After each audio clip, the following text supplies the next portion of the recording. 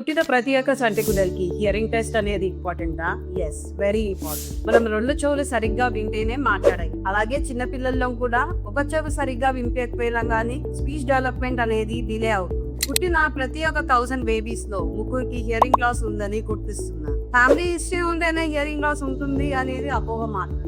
ప్రతి ఒక్క parent hospital visit లోని బేబీకి హియరింగ్ టెస్ట్ అనేది చేయించండి. ఒకవేళ హియరింగ్ టెస్ట్ లో రిఫర్ అని వస్తే మళ్ళీ సెకండ్ అపాయింట్మెంట్ తీసుకొని విత్ ఇన్ 1 month లో హియరింగ్ టెస్ట్ చేయించండి. దాంట్లో కూడా ప్రాబ్లమ్ అని వచ్చింది అనుకోండి, అప్పుడు ఆటోమేటెడ్ ABR అనే టెస్ట్ ద్వారా హియరింగ్ లాస్ ఉందా లేదా అనేది కన్ఫర్మ్ చేస్తుంది. హియరింగ్ లాస్ కన్ఫర్మ్ అయిపోయాక within 6 months of age లో బేబీకి early intervention with hearing aids or cochlear implant start చేయండి. దీనివల్ల early detection of hearing loss అవుతుంది.